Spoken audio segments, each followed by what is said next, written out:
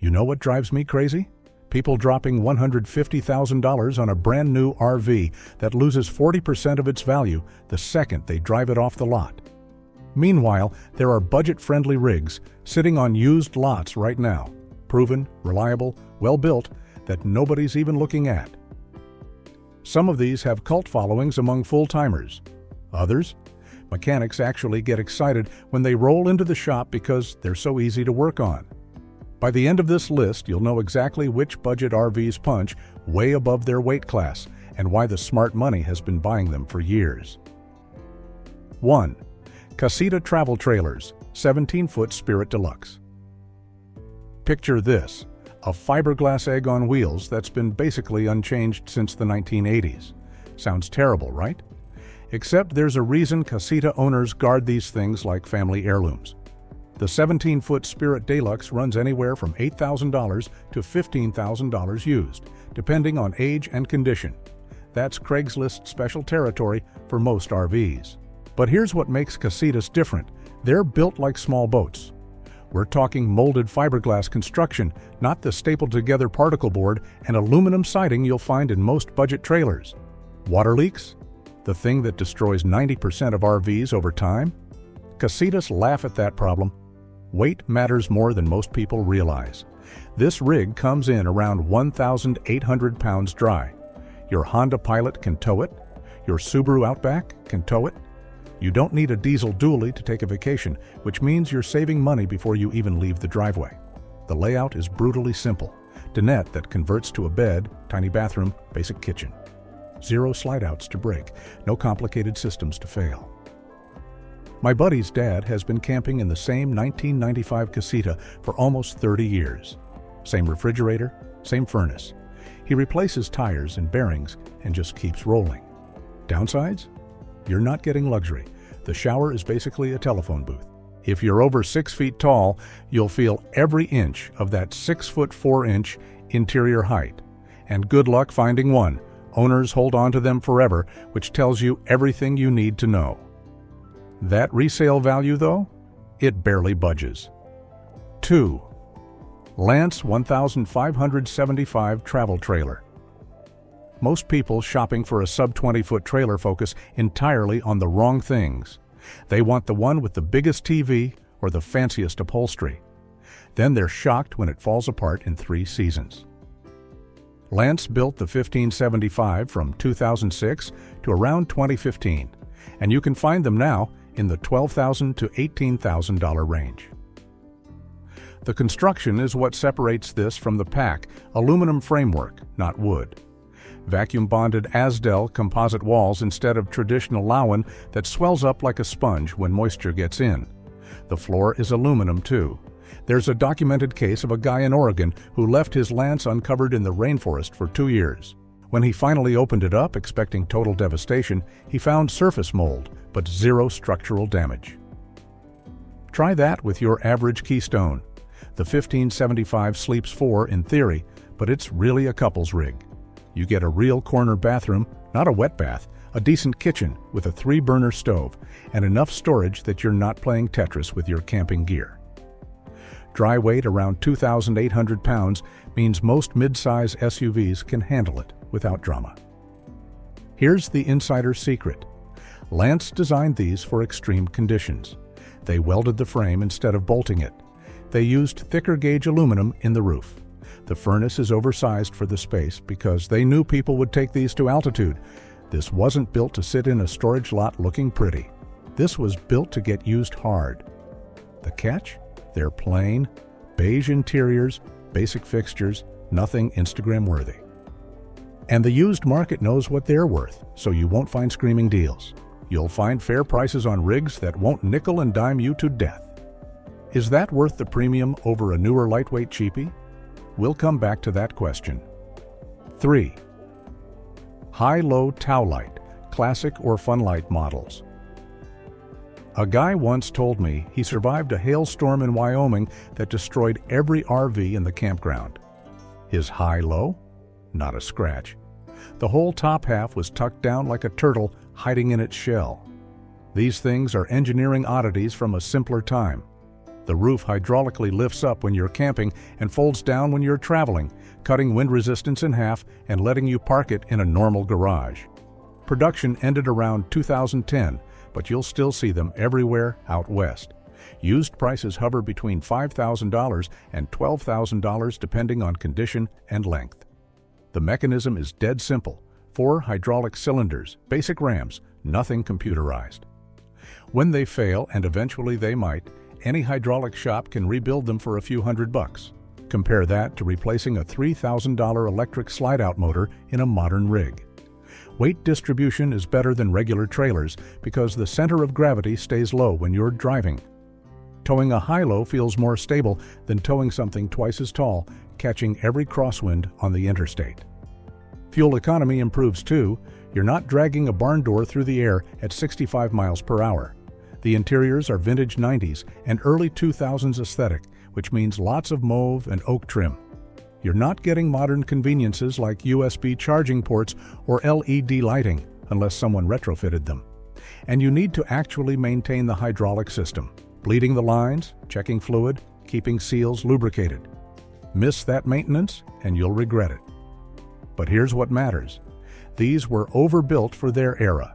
Solid wood cabinets, real plywood subfloors, aluminum framing in the later models. The Funlight versions from the 2000s are particularly bulletproof. And the aftermarket community is rabid. You can find parts, advice, and DIY guides for basically anything that could go wrong. That math changes everything when you compare total cost of ownership. 4. Gulfstream. Vintage cruiser, early 2000s and 10s. You know what makes this one special? Absolutely nothing, and that's the point. Gulfstream doesn't have the cachet of Airstream or the premium pricing of Oliver. They're the Honda Civic of the RV world, boring, competent, and they just work. The vintage cruiser models from 2010 to 2014 fall into that sweet spot where depreciation has hammered them down to $10,000 to $16,000.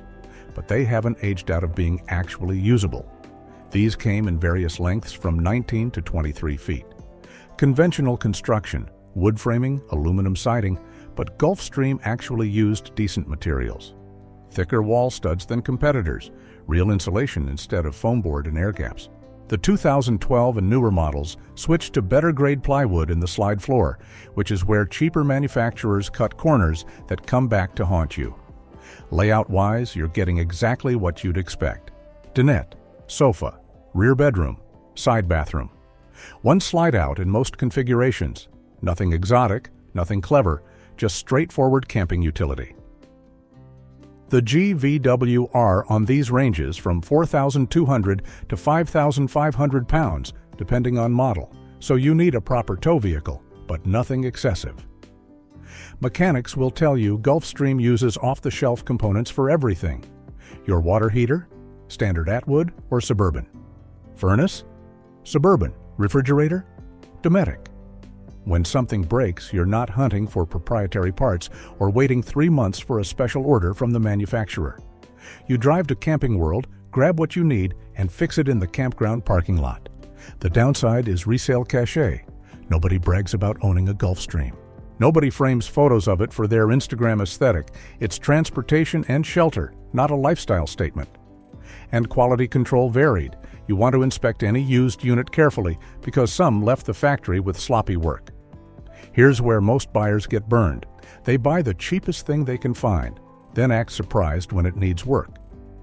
Buy a well-maintained vintage cruiser from someone who actually used and cared for it, and you've got a $12,000 rig that'll give you 5 more years of camping with minimal drama. 5. Scamp 19-foot standard. I can already hear people saying, isn't that just a bigger casita? And yeah, kind of, but the differences matter. Scamp has been hand-building these fiberglass trailers in Minnesota since 1971. The 19-footer is their sweet spot, big enough for 2 adults to actually live in for extended periods, small enough to tow with the mid-size SUV. Used market ranges from $10,000 for older units to $18,000 for recent models in excellent condition. The construction method is old school in the best way. They mold the front and rear halves separately, then bond them together with industrial adhesive, and through bolts. One-piece fiberglass roof, one-piece fiberglass floor. Water has nowhere to infiltrate because there are no seams running horizontally around the body. This is why you'll see 40-year-old scamps still camping while 5-year-old stick and tin trailers are rotting in salvage yards. Interior height is 6 feet 6, which makes a shocking difference compared to the cramped casita. The bathroom is actually functional. You can shower without your elbows hitting 3 walls simultaneously. Storage is generous for the size. The dinette conversion to a bed system is smoother than most, and everything inside is replaceable. Standard RV appliances, basic electrical, simple plumbing. Scamps have a cult following that borders on religious. There are entire forums dedicated to modifications, maintenance schedules, and tracking down used units. Owners name them. They throw rallies. It's weird and wholesome, and it means you're never alone when something goes wrong. Someone in the community has fixed that exact problem and documented it online. The catch is availability and that same cult following. These don't come up for sale often, and when they do, they move fast. You're also not getting modern luxuries. Early models had minimal insulation. No slide-outs means you're working with fixed interior space. And if you hate the fiberglass egg aesthetic, well, that's what you're getting. But that's not even the most interesting part. These things appreciate in certain markets. A pristine 1990s scamp can sell for more than it cost new after adjusting for inflation. Try finding another RV that does that. 6. ProLite Plus 2000S models. Most people have never heard of ProLite, and honestly, the few owners who know seem to like it that way. These Canadian-built trailers came out of the same manufacturing philosophy as Casita and Scamp: molded fiberglass, minimal complexity, maximum durability. The Plus model from the mid-2000s hits a pricing sweet spot right now, $8,000 to $13,000 for clean examples. They're rare in the US, which works in your favor if you can find one. The build quality is legitimately impressive. Welded aluminum frame, one-piece fiberglass shell, marine-grade components throughout. They designed these for Canadian winters, which means real insulation, not the pink cotton candy most RV manufacturers call insulation. The furnace is oversized, the windows are dual pane. You can camp in 20-degree weather and stay warm without running a space heater and praying. Length runs around 13 to 17 feet, depending on configuration. Weight comes in under 2,000 pounds, so you're back in Honda Accord towing territory. The layout is Spartan: sleeping area, galley kitchen, wet bath, but everything is thoughtfully designed. The door placement gives you privacy between the sleeping and living areas. Storage cubbies are carved into every available space. The fresh water tank is 30 gallons, which is massive for this size class. Here's the thing about obscure brands. Parts availability can be sketchy. You're not walking into a dealership for warranty work or finding factory-trained technicians in every town. But ProLite used standard components where it mattered. Dometic fridge, standard RV furnace, basic 12-volt electrical. The custom stuff is all simple mechanical systems you can maintain yourself. The Canadian origin creates paperwork hurdles if you're importing one from across the border. Title issues, customs documentation, registering it in your state. It's doable, but annoying. And because these are uncommon in the US, your insurance company might not have them in their system, which means phone calls and explanations. So which lasts longer in harsh conditions, this or the more common casita? The answer might surprise you. 7. Jayco J. Flight SLX 2008 to 2012. Unlike the boutique fiberglass trailers we've been talking about, this is a mass-market stick and tin construction that happens to be done right.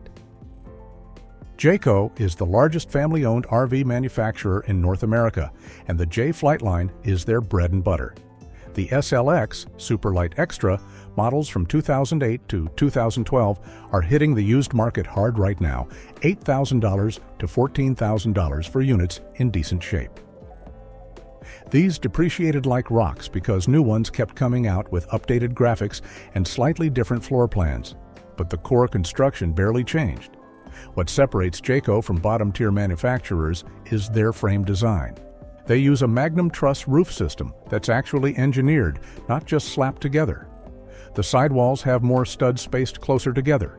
They use Z-frame construction that creates a more rigid box. None of this is sexy or visible, but it's what keeps the rig square and solid after 10 years of going down the highway. The SLX series ranges from 21 to 28 feet. You get conventional layouts, bunks, rear bedrooms, slide-outs, all the normal configurations. Weight runs from 3,500 to 5,500 pounds GVWR, so you need a real tow vehicle. But you're getting actual livable space with real amenities. Functioning kitchens, separate bedrooms, bathrooms you don't have to be a contortionist to use. Reliability forums are full of J flights hitting 100,000 plus miles. The key is finding one that was maintained and stored properly. Look for signs of water intrusion around the roof seams and slide out. That's the weak point. Check that the frame isn't rusting. Verify the appliances work. If it passes those tests, you're probably fine. The downside is these look and feel like every other conventional trailer.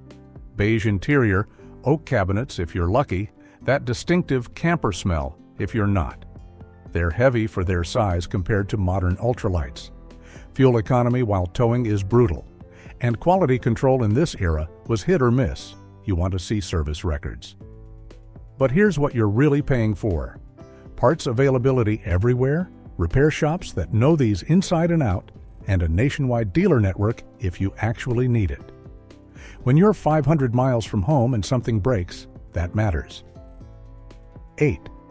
Trailmanor, 2000 to 2010 models. Here's a test.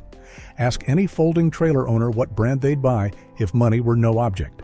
Half of them will say Trailmanor without hesitating. These are the weird middle ground between a pop-up tent trailer and a hard-side travel trailer. The roof hydraulically raises up, the ends fold out, and suddenly you've got 6'5" interior height with hard walls and a real bathroom. Towing height stays under 7 feet, so you're not worrying about low-clearance bridges or parking restrictions. Used prices run from $6,000 for beat-up examples to $15,000 for pristine units. The engineering is clever but mechanical, not electronic. Cables, pulleys, gas springs, systems that you can see, understand, and fix with basic tools. When something wears out, you replace the cable or spring. You don't need a computer diagnostic tool or a factory technician with proprietary software. Setup takes about 3 minutes once you've done it a few times. Pull into your campsite, level the trailer, crank the roof up, flip the latches, extend the ends. You're in business. Compare that to a traditional pop-up where you're wrestling canvas in the rain and fighting with poles like you're setting up a circus tent. Insulation is legitimately good for what this is. The hard walls and roof keep heat in during winter and block sun during summer. You're not camping in a fabric sauna like you would be in a tent trailer. The furnace can actually keep up. The air conditioner isn't just decorative. Trailmanor went out of business in 2010, came back, went out again. There's drama there. Parts availability is sketchy for some components, though the hydraulic systems use off-the-shelf industrial parts. The owner community is tight-knit and helpful, but it's a small group. And these need maintenance. The cables and springs wear, the roof seals need attention, the pulleys need lubrication. Weight runs from 2,400 to 3,200 pounds depending on the model, so you need a proper tow vehicle. And despite the hard sides, these are still fundamentally tent trailers. Expect road noise. Expect to hear your neighbors. Expect condensation if you don't manage ventilation. But if you value the stealth camping capability, the storage convenience, and the full-featured interior, the trade-offs make sense. This matters more than people realize when you're trying to park at a vacation rental or slip into tight campgrounds. 9. Forest River R-Pod, 2008 to 2013. I can already see the comments. Forest River? My cousin's was a disaster? And yeah, Forest River builds everything from $10,000 entry-level trailers to $500,000 luxury coaches, so quality varies wildly depending on which factory and which brand you're talking about. But the R-Pod, specifically the earlier models before they got popular and production ramped up, these were built by a dedicated team that actually gave a damn. You can find them now for $10,000 to $18,000, depending on length and condition. The R-Pod pioneered the modern lightweight trailer movement. Aerodynamic rounded front profile, lighter weight construction using Asdel composite instead of wood in the walls, aluminum frame instead of steel. The 178 and 179 models come in under 3,000 pounds dry, which means half-ton trucks and even some SUVs can tow them safely. Layout-wise, these maximize space in clever ways. Murphy beds that fold up into the wall, convertible dinettes, slide-out couches. The 19-foot model sleeps 4 adults in theory, though that's optimistic. Bathroom is tiny but functional. Kitchen has enough counter space to actually cook. Storage is limited, but that's physics. You can't make space appear from nowhere. The early R-Pods, 2008 to 2010, have the best reputation among owners. Forest River was still trying to prove the concept, so build quality was tighter. After they got popular, production shortcuts crept in.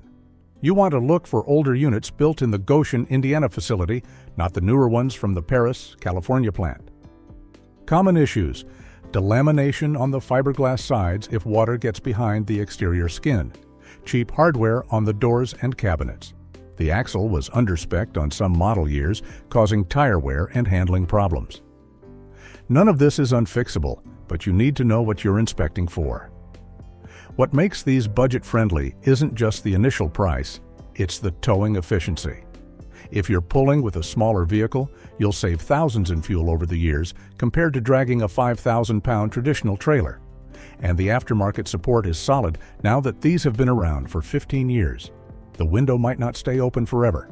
As more people discover the lightweight advantage, prices on good examples keep creeping up. 10. Escape 17 B Travel Trailer. You know why I saved this one for last? Because it proves that budget doesn't have to mean cheap. Escape builds fiberglass trailers in British Columbia that compete directly with Casita and Scamp, but most Americans have never heard of them. The 17B model runs from $12,000 to $20,000 used, depending on age and options. That's not dirt cheap, but it's half the price of a comparable new fiberglass trailer and a fraction of what you'd pay for an Airstream. The construction is industrial grade, vacuum-bonded fiberglass over foam core, aluminum frame, one-piece molded components. They build these to Canadian Standards Association specs, which are stricter than RVIA requirements in the US. The insulation is rated for 4-season camping. The windows are dual pane. The heated tanks are standard, not optional. Dry weight hovers around 2,200 pounds. Length is 17 feet bumper to bumper. Interior height reaches 6 feet 6, so you're not hunching over. The layout is simple. Front dinette that converts to a bed, rear corner bathroom, galley kitchen along the side. But the execution is what sets it apart.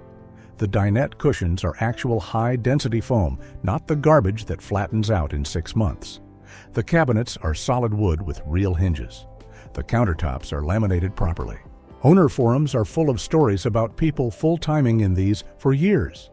Escapes in Alaska, escapes in Arizona deserts, escapes that have logged 50,000-plus miles without major issues. The factory still supports older models with parts and advice, which is remarkable in an industry where manufacturers often abandon previous model years entirely. The catch is the same as ProLite. These are Canadian, so importing involves paperwork. Availability in the U.S. used market is limited because owners don't sell them often, and when they do sell, they command strong prices because word has spread among the fiberglass trailer community. But here's what you need to understand. This is what quality looks like at the entry level. Not luxury, not fancy. Just solid engineering, good materials, and thoughtful design. You're getting a trailer that will still be campable in 20 years without needing a ground-up restoration. That's the real value in budget RVs, buying something that's been proven, that's built to last, that won't nickel and dime you with constant repairs. The savings aren't always in the purchase price. Sometimes they're in the years of reliable service you get afterward. So which of these would I actually buy? Depends entirely on what you need. Towing with a small vehicle? Casita or Scamp? Want a garage storable option? High-low or Trailmanner? Need conventional space and don't care about bragging rights? Gulfstream or Jayco? Chasing maximum durability?